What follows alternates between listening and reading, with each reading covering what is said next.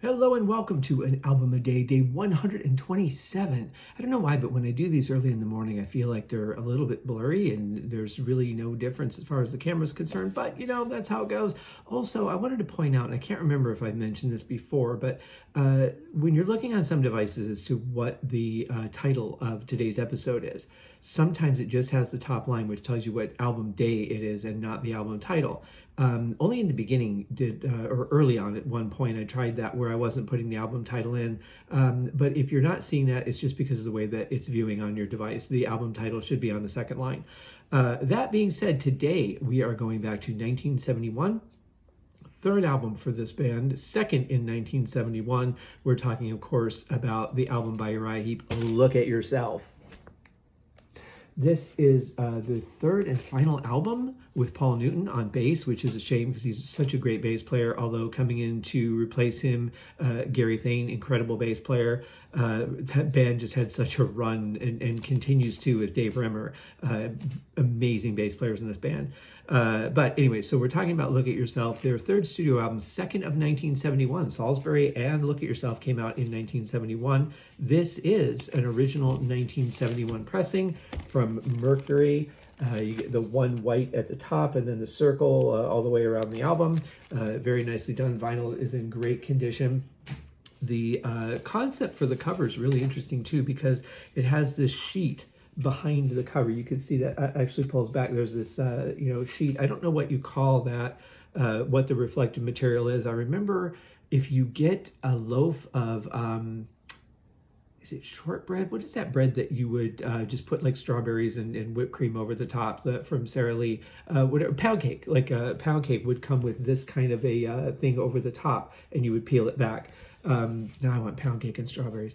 But anyway, really neat idea. So, Look at Yourself is reflective. There's the eyes. Really well done. I, of course, have the picture disc of this from the Everyday Rocks box set, which has a couple different versions on the front, and the back has the eyes. Really well done. But I've always enjoyed that. Didn't really notice when I was younger the little Mercury logo.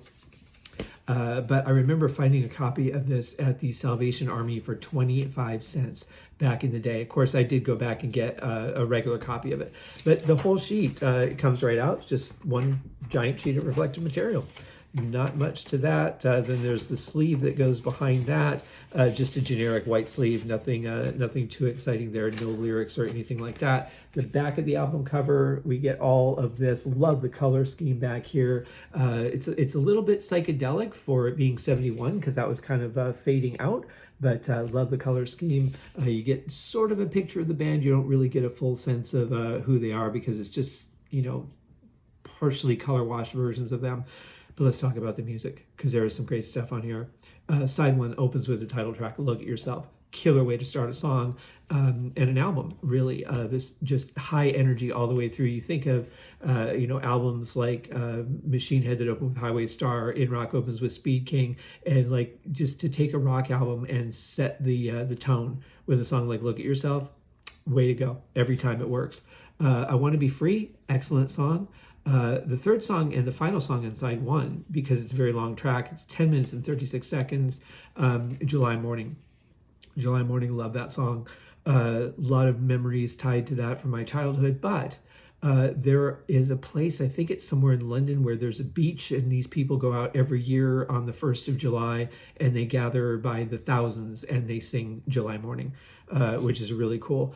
Side two, we get Tears in My Eyes. Killer rock riff, absolutely love that. There's a great version of that on the Live in 73 double album.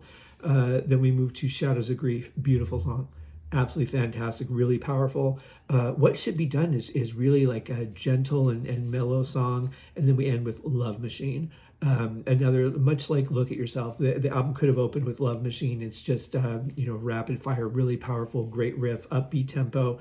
It's a killer album. Obviously, the band would change with the next album, which we will get to at some point, probably next month. But this is a really, really good album to listen to, a very popular one from Uriah Heep. Check it out, guys. Look at yourself. It's Friday. You guys have a great weekend. Those of you that work banker's hours, for those of you like myself that just kind of work 7 days a week around the clock, just doing various things. I feel for you because there is no such thing as a weekend or day off or anything like that.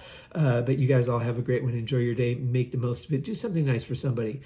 Sometimes just telling somebody that you care about them or let them know that you were thinking about them can make a really big difference. And it's like almost no effort. So do that for somebody today. We'll see you guys tomorrow. Cheers.